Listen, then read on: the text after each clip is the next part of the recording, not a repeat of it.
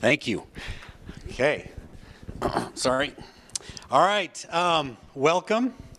It's my honor to introduce Dr. Shawn Michael this afternoon. I'm very excited about this for a number of reasons, but first, I consider Shawn a friend. And in wanting to be a friend, I thought it best not to tell you any of the stories that, while being absolutely hilarious, might be distracting. For example, we could have a long discussion about his questionable attitude toward the appropriate culinary uses of roadkill. But that would be distracting, so I will not share that. Yes. So for the most part, I'm going to stick to the approved biography. All right.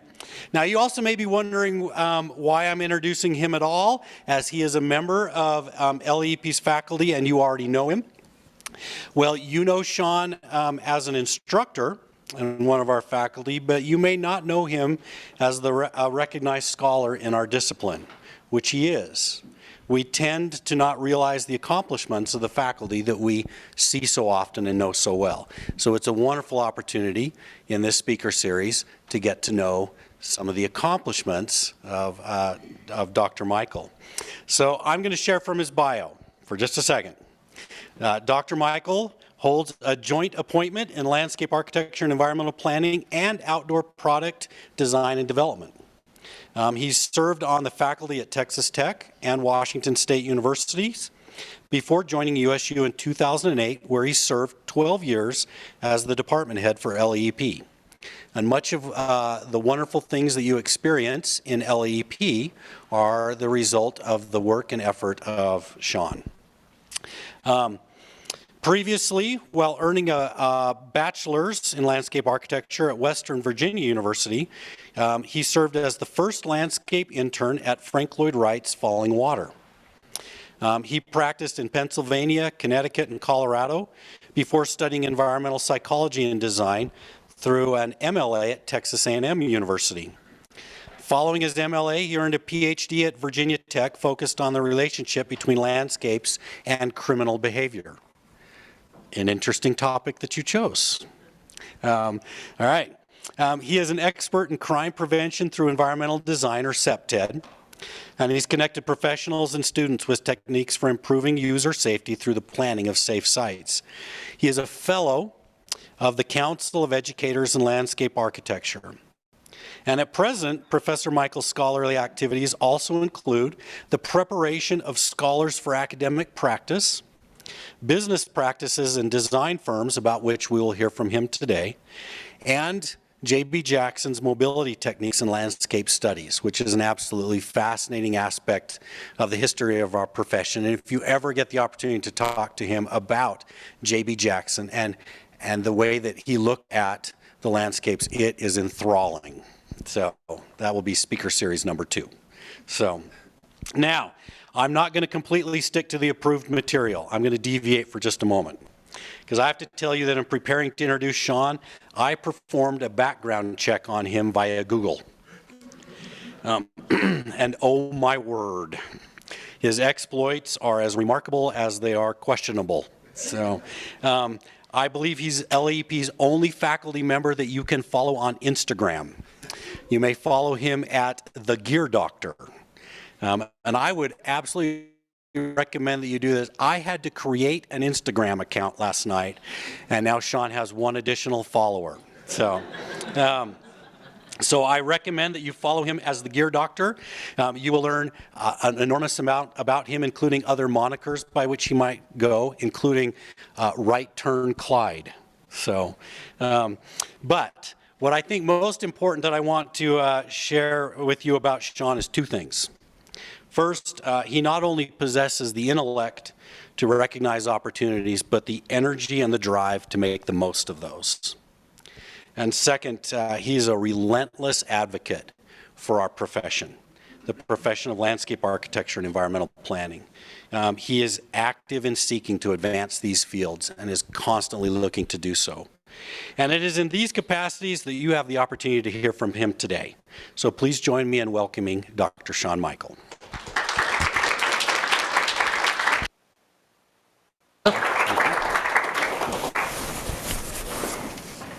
Well, Keith, thank you for that very kind introduction. I want to make sure that our audio is coming through loud and clear for our recording today. It is indeed an honor to be here and speak with you, and I say that because the speaker series has hosted some of, and continues to host, some of the sharpest minds and the most creative practitioners in our field, and every year it's amazing to see the individuals that speak here. So I'm honored to be able to do that with you today, and thank you, Sam, as well, for organizing our afternoon. So I would like to explain a little bit about the discussion today, but I have to make a sidebar given, again, Keith's introduction, and that is that I think of myself first and foremost as a designer and as an advocate for design. And so I think that actually gives a very good context to understand what we're going to talk about for this afternoon.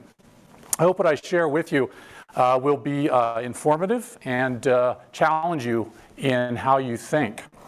And so I think it's actually valuable to begin with recognizing one of the great designers and business persons of all time, we might argue, and a campaign, a famous campaign that was put out in 1997, and it was referred to as Think Different. That was the name of the campaign. It was much heralded for its impact, but above all for the products that it was introducing. And I'm going to ask you to think different today. Think different perhaps on the subject that may or may not be your favorite in the world or one you've even heard of before. And I think also think different in terms of the role of how we advance our discipline. I will presume that perhaps half of you are in landscape architecture, a few of you perhaps in outdoor product design and development, and others just from a range of disciplines. But hopefully this is going to be important to you regardless of that. I would be remiss, though, without first thanking these entities which have made today's talk possible. Truly couldn't have happened without them. First of all, Design Workshop, a firm that we'll be talking about more today in the presentation, and then also two of the individuals who have been instrumental in making Design Workshop what it is today. One, a current employee, Allison Mendenhall, and Todd Johnson, a former employee and critical partner and principal in the firm. So I'll begin with a little background, and that is that the topic we're going to discuss today is not my bread and butter. It's not the way that I thought before. In fact, I would have found this a distasteful lecture that I probably would have asked, how many points is this really worth if I attend this? And yet I think it's also very apropos to show how one's thinking can change over time. 1997 was also the year that I picked up the mantle from my father. It was the year I became a professor, and he retired as a professor. And that was meaningful in many ways, and ended one form of education, grad school, some years as practice, and then began a new education as a professor. But I'll say my true education came in 2008. Came in a time of crisis. That was the Great Recession, and crisis in the sense of a department that I was coming into as department head that had seen better days. And so what I found very quickly was that crises are extraordinarily wonderful gifts to receive. You wouldn't think that. You would think you'd want to come in at good times. But what I found was that it challenges your thinking in a way to become gritty, to become entrepreneurial, to ask, how can we improve this? And so that was my schooling. That was the crucible or the fire into which I started my education as an administrator or a department head. And that's really crucial because I think this quote from Jack Stack sets up what I began to see and which I was ignorant to prior to this, fully ignorant. The understanding of the workings behind what some call the business of the academy, the business-like model of running a department within a major university. And I think what Stack is really saying here is this notion of assuring security, key word, The security of a department and its future, like the security of a business, is essential to having value, worth. And he's evidencing that by others showing it through money, through cash, through revenue. And what I don't think Stack is saying is sell your soul to make money, right? Stack is assuming you have a raison d'etre, a purpose, a mission that actually is where your heart was at. And it just so happens that to achieve most missions, we need to be in an organization working together, collaboratively focused towards some purpose. And so he's saying that this simple rule applies to every business. And bear with me if we call an academic department a business, or even a nonprofit, because in fact, by IRS definitions, even a nonprofit is a business. So given that, what I began to see in my early years as administrator was we needed to be able to compete, to show our value. We had to be scrappy and looking all the time for how do we make sure our mission, what we believe in as faculty in LAEP, is to educate future planners and designers. We have to protect that. So that set me on this course of asking, well, does this business thing matter more than I ever realized? Because suddenly that was all I was thinking about, was how do I make sure we have enough money and salary for activities? How do we have activities that are attractive to the best students that we can bring in? How does a speaker series become great and be such that we can bring in the best speakers nationally? So this also made me think, well, practitioners, they must think about business all the time. It must be really valuable to them. But I realized even in my time in practice, I really wasn't shown behind the curtain where the little man sat controlling the system. And I became really curious. So I will say that perhaps the awakening for this was speaking with one of the great friends of LAEP, Kurt Culbertson, a critical individual, if you know the history of Design Workshop, as I asked Kurt about, does business matter for your firm? At that point, probably in its 45th year, now in about its 53rd year, very, very successful firm. And these are some of the items that Kurt would say are essential for a successful practice, a business in landscape architecture.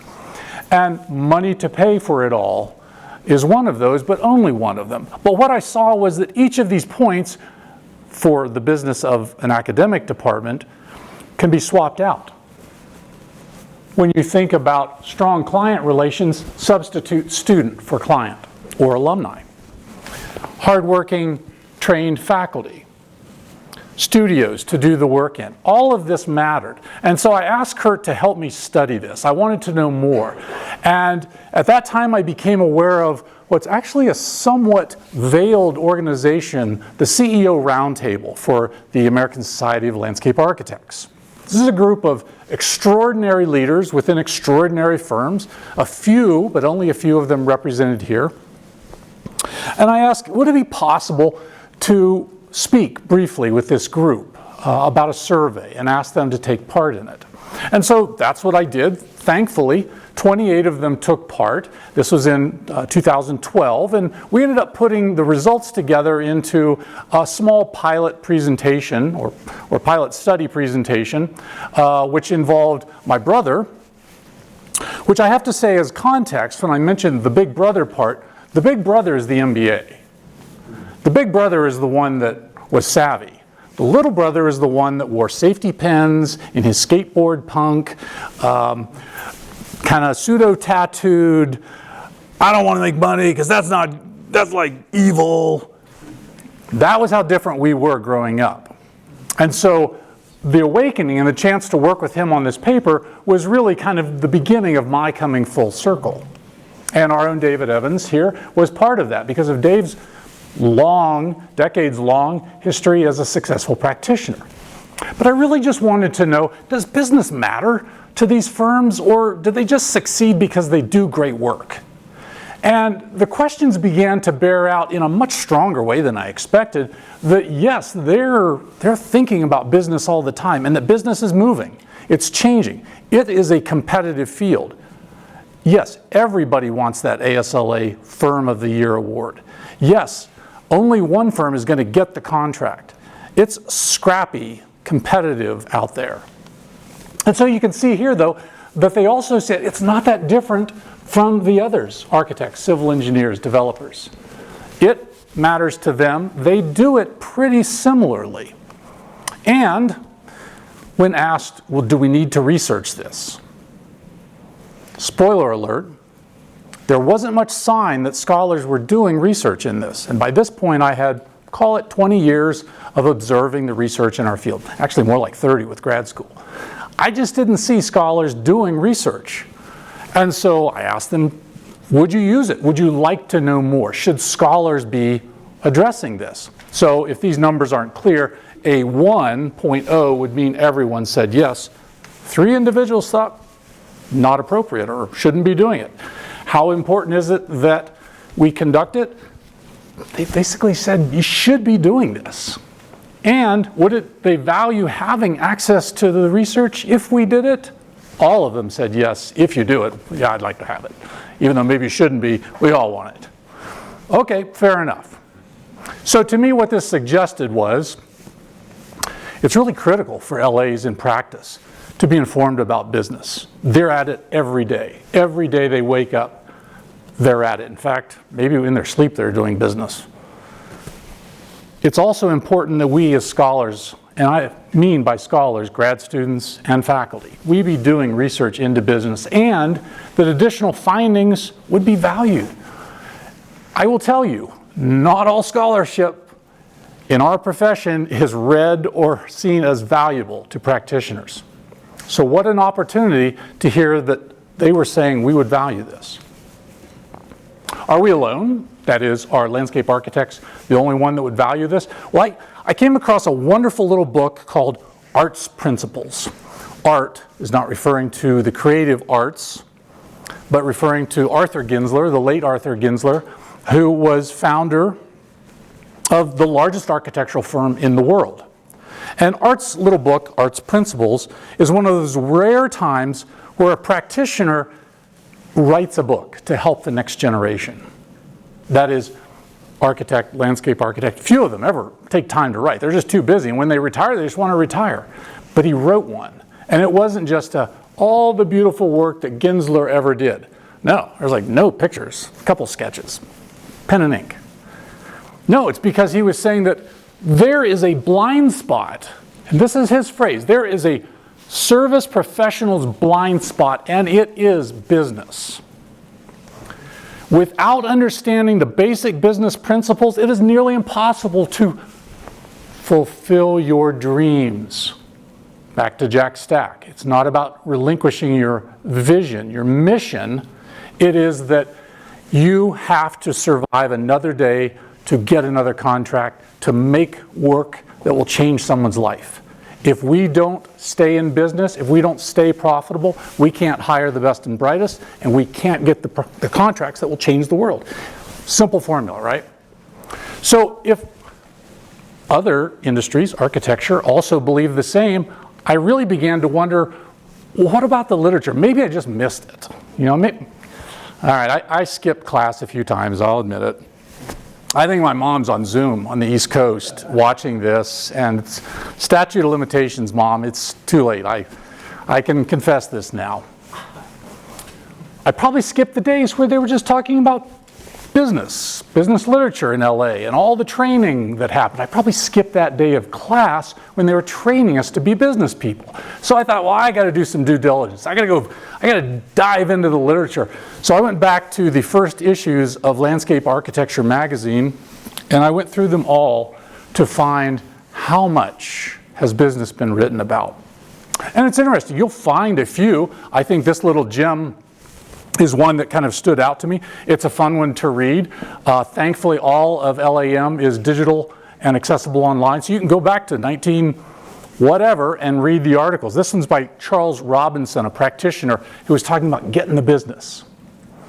Same thing back then. Only one firm got the contract. You got to fight for it. But on the scholarly side, it's nearly impossible to find anything that even smacks of business. And this is one of the rare gems that I found during my sabbatical, which Keith alluded to earlier, and business being one of the 3 legs of the stool that I studied that year. This little gem is a look at the business side of the Olmsted firm, and it's a great read. But 1997, has much been published since then? Remember, 1997, think differently, education begins. Well, thankfully we've got scholars that have skimmed, done a content analysis of all the scholarly key journals for us, Landscape Journal featured here, multiple times, and the answer is no. They did the work, and you can see what they found. You want to learn about garden history? No problem. We've got lots of publications. Theory of design? No problem. Plenty of it. But it's not there. And likewise, even in our CELA, Council of Educators in Landscape Architecture, abstracts that we give for their conferences, the CELA conferences, it's not there in the abstracts. Well, I thought, let's look at it a different way. There have also been some really interesting attempts to say, what should the body of knowledge? This is what every one of you should know, that all the gathered sages and practitioners say, you should know this. This is what you need to know, the body of knowledge, best practice. And the Labak study, L-A-B-K-S, Labak, broke that down into great detail. Huge report, hardly ever used. I don't think anybody's ever read it. But if you go back in, you can find some interesting glimpses into what does matter, what they said mattered. And they looked at this idea of values and ethics in practice, which at least has some interesting subheadings like managing businesses, manage risk of liability, negotiate contracts. This column is, it ain't that important, versus the one to the right, it should be in key knowledge. Well, let me clarify. If it's in the 0 or 1 category, it's very low. But this is what you need to know in school, and this is what you can learn in practice, what you need to learn once you're out there. So think of it that way. Okay? So when you look down here, where did everybody say the importance was of these categories? They lump them all here. You don't need to learn that in school.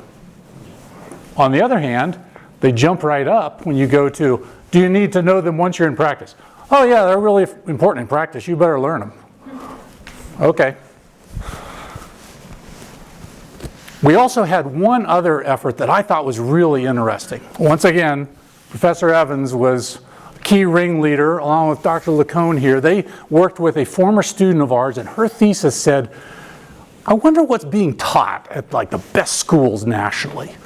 Tanya Rice just dove in, and these are all the schools. They're just University of Maryland, Penn State, University of Connecticut, all across the board. Lots. She put in a huge effort here, and she found not only what's the average number of credits required in total, and there's your answer, there's USU. But what are they teaching? What are they teaching? And she broke it into these categories. Thankfully, one of them was business. And so more content is where the graph goes to the right, and this is like nothing. So yeah, this is us. Blue line is USU. Notice the graph up there. Yeah, you don't get many electives or busy folks. But I began to wonder, what does that mean, business? Because I actually don't think we have a bunch of classes called business. And here's what Rice used as the definition. And what you'll see is it is an amalgamation. It pulls together a whole bunch of possible classes that can fall under this quote-unquote business. And I think the take-home from that is, A, it's kind of hard to know, is there anything that we can call a business class, and B, a lot of things touch on business. So we're going to agree to that. Right? And so that graph, I believe, is a little bit inflated when you see that we fall right on the national average of how many credits are addressing this subject. Well, okay, that was all fine and good. I felt like I had enough of a scent trail and a reason to go studying this more. So I thought, well, I need to go back to the ones that are doing it, and that is the practitioners. So for the sabbatical, I was fortunate to be able to do a faculty residency at Design Workshop. Design Workshop, for many of you, is a familiar name. They do this faculty residency, which is a quite unusual effort. These are examples of the scholars they've had as their scholar in residence. And this is just an indication of how they think different, that they're willing to bring in scholars to study a topic with them. Are they a good firm? Well, this is an example just from 2020 of the awards they won, and I'm not showing you ASLA awards. They're missing. This is ULI, World Landscape Architecture, on through awards like Colorado Biz and Denver Business Journal. There's Allison Mendenhall, Outstanding Woman in Business in the AEC fields, or CEO of the Year, Kurt Culbertson, Company of the Year. This is extremely successful, and not just successful in, oh, they've lasted a long time, but successful in that they have kept the design level at 9,000 RPM, just redlined for years, and yet growing. And it would appear profitable. But I wanted to know more about that. I wanted to say, don't just tell me the marketing stuff. Let me come inside and understand the firm. And so I asked them, I would like to know these questions, and I can't do it without partnering with a firm. Would you assist me in understanding the significance of business strategy and prowess that they play in a successful LA firm? And how do these practitioners obtain the required skills? Now, as you can imagine, this is a somewhat sensitive subject. It's sort of like saying, Apple, why is your coding so good? Can I see it all? Well, to try and protect them and to clarify our expectations, we had an NDA that is a document that we ran through USU's legal counsel and through their legal counsel, which is really key to start working with a company brave enough, generous enough to give you access like this. And so for a general understanding of what does a residency look like, let's zoom back to 2000. The problem was that the residency fell during COVID, right? It's a one-year period of time, and it happened at this unique moment. But it also happened because they have a lot of potential respondents. And anybody thinking research is wanting to have lots of respondents to make sure you have valid data that you gather, 150 in their case, and this is not counting other support staff. For instance, an accountant wouldn't be counted in that number. And so we ended up finding that, hate to say it, but I was thankful for this aspect of COVID. Zoom became de rigueur. Everyone was doing it. I needed to get an interview with somebody. I didn't have to fly to Charlotte, or, oh, wait, now I need to be in their Phoenix office next week, or no, it was at Austin this week. It was just whoever was ready, we'll hit Zoom, let's have an interview. So it was extraordinarily helpful for me. I'm so fortunate to have been able to do that, and to be able to interview so many individuals. Those interviews, one-on-one, lasted about 50 minutes on average. There was also virtual attendance at Design Workshop's events, including things like their monthly business meetings, their in-house MyMBA. Yes, that's where the name came from. It's a long story. Financial training sessions, and PSMGA PM Bootcamp, Project Manager Bootcamp. So if this last item isn't clear to you, PSMGA is the world's largest training business strategy organization, for-profit organization in the world. They serve the AEC realm, and they put on workshops like the PM Bootcamp that I mentioned before. They also provide key reports like this one that give you strategy reports for decision makers in the firms to be able to track trends in the market, be able to look at where profit areas have been in the past, slicing it by everything from aggregated entire market to housing, to corporate, to campuses, and so on. And so I mentioned this just because it's an indication of how they do business. And while we won't have the time for it today to get into that, I began to unpack and see on a daily basis how the firm does business. But the doing of business is more than just doing it, surviving, keeping accounts, submitting IRS materials. It was, how do we bring up the next generation of leaders? The PSMJ boot camp is not cheap. It is really taking you through a, you know it's not going to be cheap when the first part of the description on the web page is just telling you about the discounts. And you have to scroll to even find, well, okay, how much is registration? So if you get a full registration, $1,600 a head. So imagine a firm sending, I believe it was 10 individuals this year to this kind of training.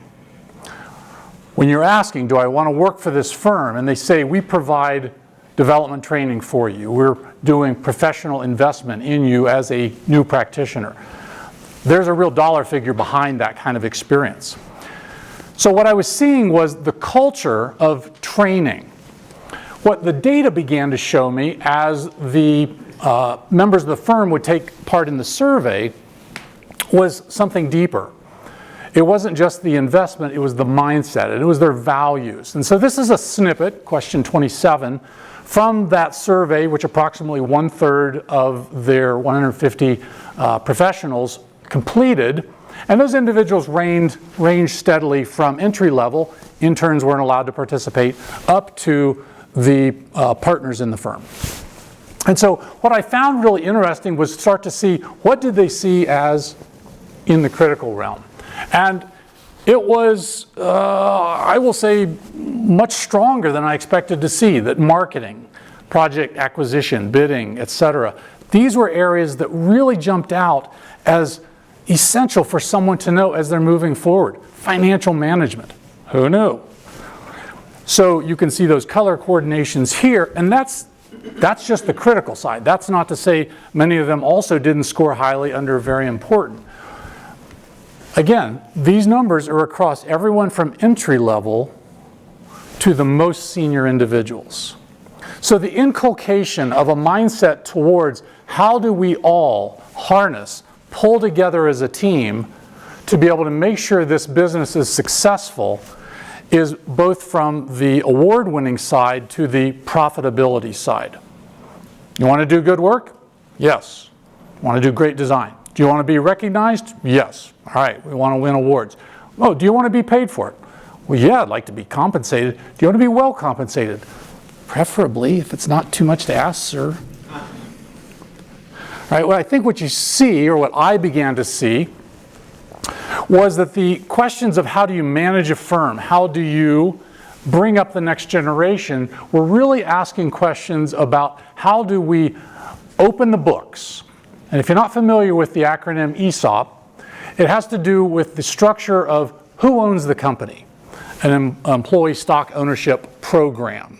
In an ESOP, which Design Workshop has been for quite some time, everybody, once they're in the firm, they're established, is a stock owner. Everybody literally has stake in the game, and it helps that mindset of, why do I care? I work for an hourly wage. No, I own part of the company. So here, how valuable research on the following topics would be. So did they think like the CEO's roundtable? Once again, plenty of critical. They believe we really need to know about entrepreneurship. We really need to know about balancing design and profit. And so to me, that point is really what we're talking about. It is, how do we balance them? How do we balance them? And are we I'll see if I'll get this right, if the professor tells me I got it right. Are we a design-centered business? Are we a business-centered business? Or are we I think I'm going to forget the other phrasing, by which Design Workshop asks, who does it want to be and what is each firm? In effect, a business-oriented business, we don't care what we do, we're just making money, right? We're just a business to do business, and we're going to be profitable. Think acquisition. We gobble up little companies that we can make money from. Versus a design-centered design firm basically says, well, I mean, as long as we can keep the lights on and just do design for another day, we're good. As long as we can, hopefully pay the mortgage, that'll be enough, right? So that question of how do you balance the two is really, really essential. And then how do you raise up leaders for that? When asked to turn these topics back at the school, is the role of business in successful landscape architectural practice more or less important than you thought when you were sitting in these seats? Overwhelming. Again, this is all levels of the firm saying this. And the ones that weren't saying it's much more important are still saying it's slightly more important or kind of unchanged. But nobody was saying, oh, I thought it was really important. Actually, we don't really that business stuff now. So there's something here in this firm, and again, we're talking about an N of one firm, albeit a large one, that sees it this way. To what extent would it benefit future landscape architects to have better understanding of business practices at the beginning of their careers? Meaning, as you cross the threshold, leave the gown behind, say goodbye to all your classmates, and start into the real world, significant benefit. It would help to know starting day one. This was really interesting to me because in a way, I started out really just wanting to know about how practitioners think, how a really great firm gets great, stays great. But it really began to make me think more and more about the academy, about myself and my colleagues here. Is it appropriate? Should we do this? Very appropriate that we be teaching it. Okay, at least one firm thinks so. The second half, and they didn't literally happen in sequence, but the second half was to go deeper after the survey results were in and to start doing those interviews, those Zoom interviews, hour after hour. Again, at all levels. They participated from partners, from the president of the firm, down to just landed. Actually, some of them were USU grads. So, and I asked them questions like this. I wanted to know what they were thinking. So the open-ended nature of it was such that it's rather difficult to capture here, but they began to tell tales of one of two sorts in general. The other experiences I had at other firms were like X until I landed at Design Workshop, or this is all I've known, this was my first firm, and here's what I've seen. The latter was a tale of it's been pretty natural. I mean, it's scary sometimes. I have to report on a lot of things, but it's all open book, right? We have monthly meetings. Everyone sees everything. The only thing you don't see is my salary, and I don't see yours. Every other dollars we generate, it's all shared monthly. Everybody gets to see it. Those who had come from other firms, though, told very different stories. Stories about how they had worked up until they were approaching the point of being a principal at another firm. And they had really never been involved in much. They didn't know even sometimes the billing rates that others were calculated for. They didn't know how to put together contracts, etc. So it became clear there is, let's call it asymmetry in the profession from firm to firm. Just anecdotally, what I've heard from these individuals about the other firms they had been at. It's asymmetric how firms train, how they onboard, how transparent they are. Not surprisingly, because not all have the same ownership structure.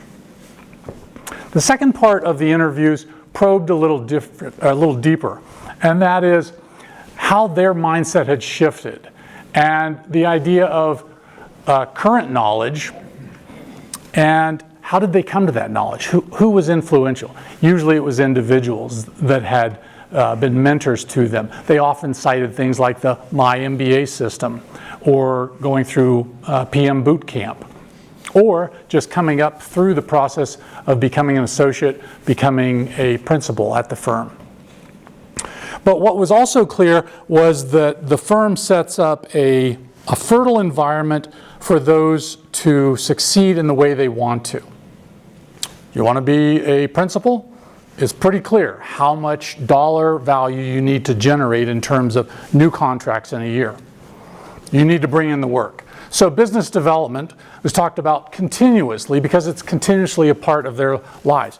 Where's the next work coming from? Where am I going to get it? And all the skills that came with that, the networking, the ability to watch for different realms. Where can we find a contract? Where is other work coming out of? And then asking it again, turning it back to us in the academy. So should we be doing this? Can you all do it better? Right? You're the firms, maybe other firms just need to be just like you.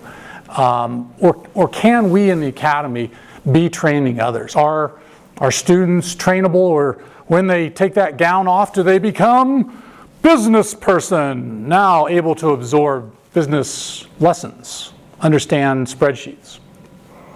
And what they consistently seemed to say was, you can get them started.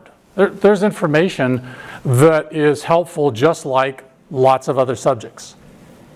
CAD. So we teach the basics of CAD. We don't teach you the CAD that you're going to have to do at that firm. We teach you construction detailing. It's probably not the same detail you're going to do at the firm you go to. But we get you to where you've got a running start. It's not scary. You see how it all fits together. And so what they said was effectively, look, y'all need to be doing this. This stuff matters. Business practices have evolved from their firm's history. You could see that. They were doing it differently than in the past. And they use this prowess every day. They're thinking about it. It's essential to their operations and success.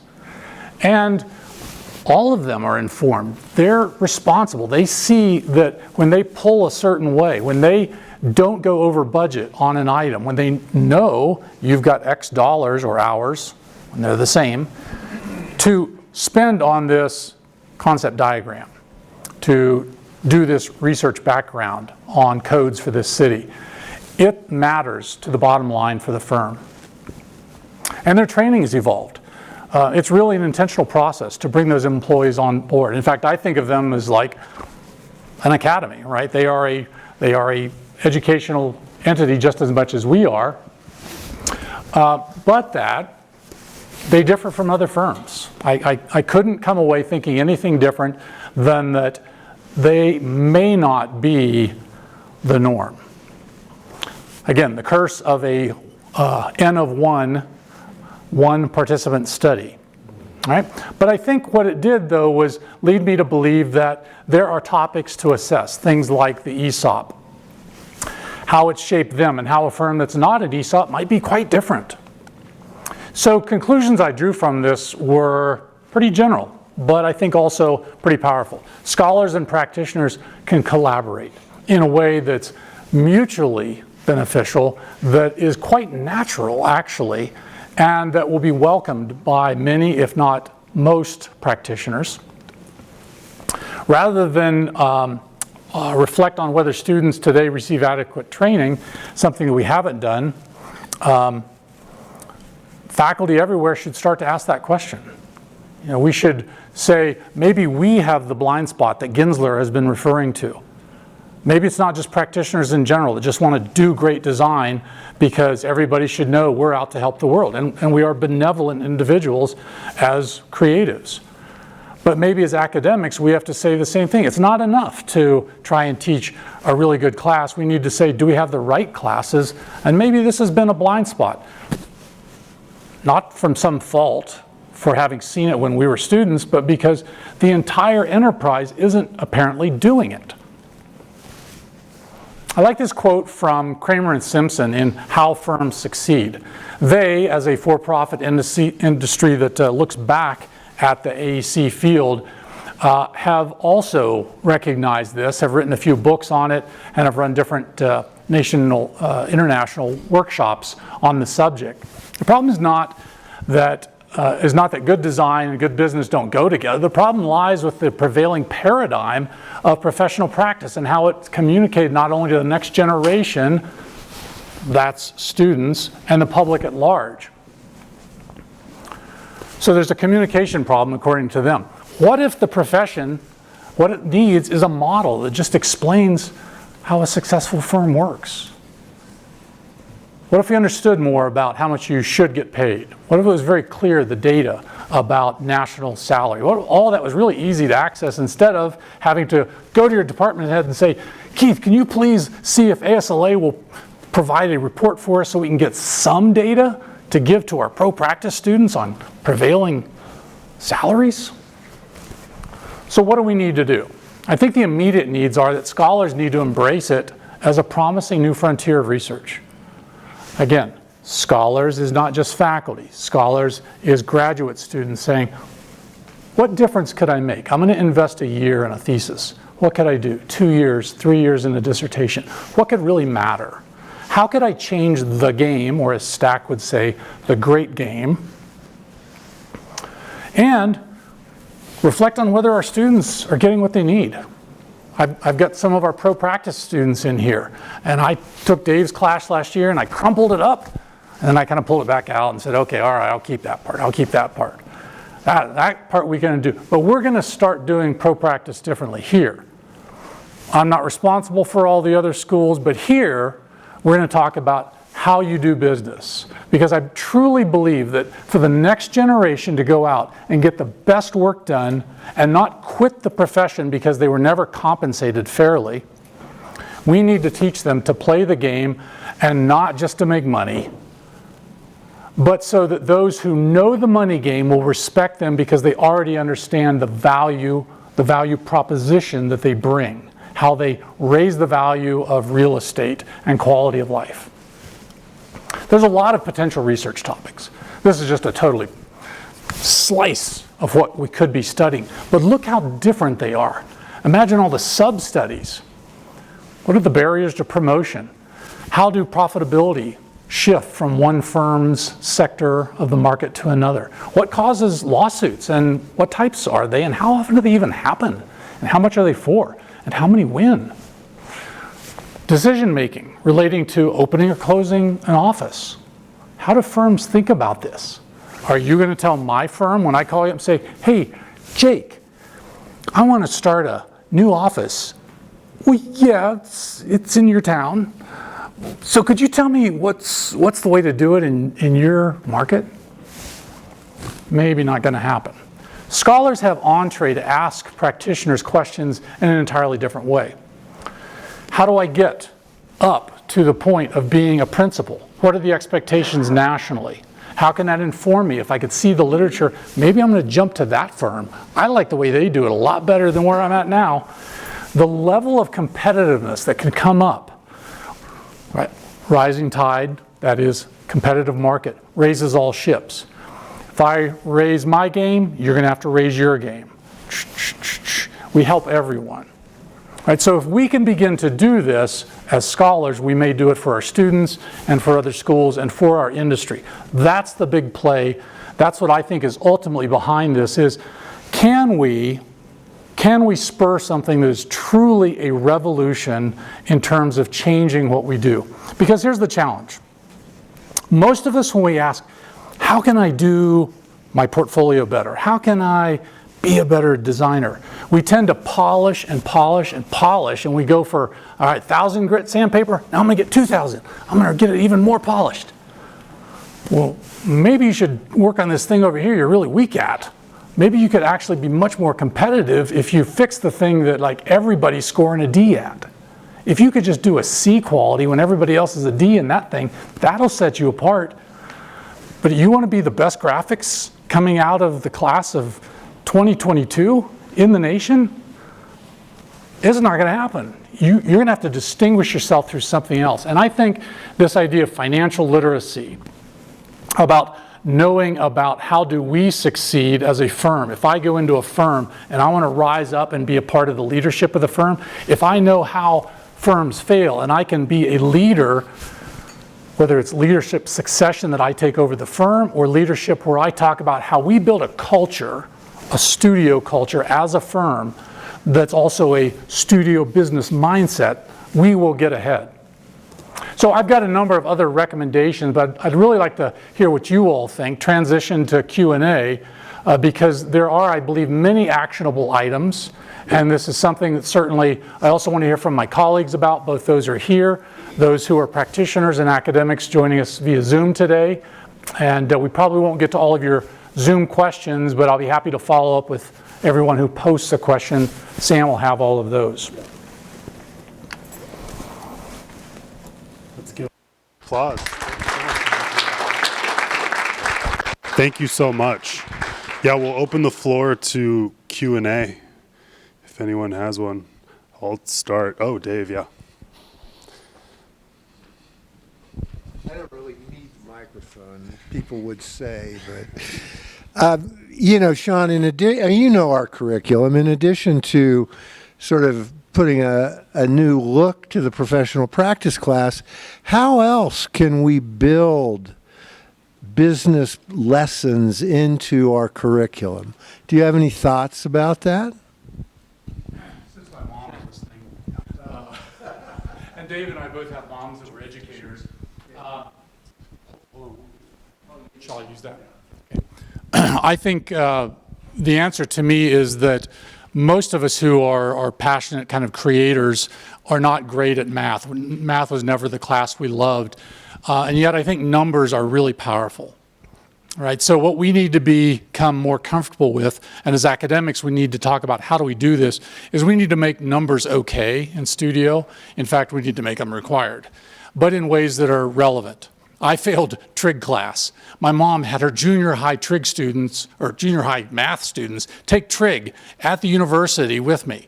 That shows you how far my abilities as mathematician are from hers. But that's not practical math. Even trig isn't practical for us. We need practical math for LAs. So how do we do it? I think we don't compartmentalize in one class. You can't say, oh, we only do hand graphics in that hand graphics class. No, I better see it through all your classes. And we need to likewise figure out how do data, how do dollars, how do quantities imbue throughout our studios. And that's a faculty conversation because it's not our norm. We didn't grow up with it.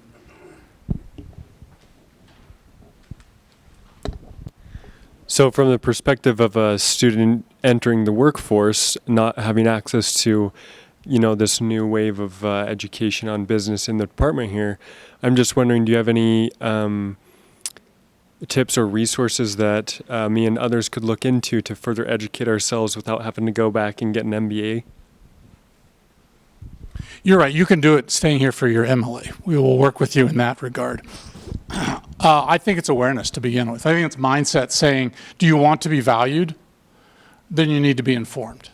And it just says, well, look, remember, crises are great things. So let's call it you're moving into practice in a crisis moment. You've now realized, okay, crap, we're not getting the training we need. Okay, but you know about it. Now you can say, maybe I'm the only one out there who knows about it. Maybe I can lead a cohort of new employees as we start thinking about it. Maybe you look to all the sources when they come available, such as CEO's Roundtable has run workshops at National ASLE meeting. All right, so you start asking for those things. I have a list of 24 great books that begin asking this question. Some of them we're using in pro practice right now. Others are just part of a list that I've been growing. So you can read on your own as well. But it's the awareness and it's the recognition that if you believe this matters, you don't need a class from us to do it. You've got new mentors you're about to come in and work under. You need to tell them, I want to know how the business runs. Can I take you out to lunch? Teach me about this. What brown bags could we do? Tell me about how we do budgeting. Do we use Deltec Vision? Oh, what do we use now? How does accounting work? What do we do with profitability? Have we ever considered being an ESOP? And they're going to eventually say, this guy's a future leader. He's driving me bonkers. Does that make sense? And if you still have time, you will have, when I said Allison and Design Workshop and Todd, in my thanks for being able to give this talk today. It's because having a practitioner come in, another practitioner come in, and just be pushing me, darkens the doorway on a Friday's department head afternoon and said, "Hey, you got a minute?" And he's always got an idea, like, wow, there's ways to do this. And eStudio is one of those. eStudio is saying, how do you all compete at the highest level? How do you understand land development? You get to learn from the master. That students don't take eStudio is bonkers. You should have to pay extra to take that class. It is a gem. So take it while you can get it. It was your idea. It was my name. It was your idea. I just called it eStudio for entrepreneurship because what he said was, you gotta be scrappy, you gotta be looking for opportunities, right? You have what it takes because you're creative, but you need to bring it to that market. So Sean, thank you. This is quite interesting. One aspect that you didn't talk much, but I think is also a critical element in this conversation is the dynamics of what a firm is. It's not just an institution that is hardened and doesn't change. But what are what did you find out about how are firms changing? Are they shrinking, growing, partnering more? Well, I can't speak to that. I can only speak to their firm, really. But what I could see was the milestone events that shaped a firm, and they largely go back to hires, especially when the hire had a new responsibility. When Kurt Culbertson was brought on, his role for the business side of the firm was instrumental, as an example. When the firm gathered in Phoenix for the legacy discussion, what year?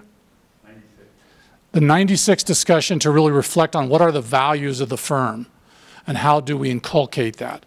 Milestones like that in decision making, I think, are part of what I saw. And I imagine you would see it in other firms, but I think a lot what you would see are sleepy. They're just kind of cruising. I mean, we know it looking at LAP as a business compared to other departments like ours nationally. They're not all equally rising or falling. And some are just kind of staying where they're at. So I think the tails, the case study approach to being able to get embedded as a researcher was really valuable to see that. It's costly. I don't think we can do this method very much because of time, but I think it points the way. But the education is changing, the practice is changing, and the firms have to be part of that dynamic. I don't know how much they're changing in the business regard, and that's an interesting question. Even with things like remote work, changes in services being provided, green infrastructure as a new frontier. I don't know how much the business side is changing, but it's one of those questions it would be wonderful to see someone researching. All right, do you want to ask one more? Well, let's continue this upstairs in the common studio. I'm sure we have a lot more questions, but let's give Sean one more round of applause.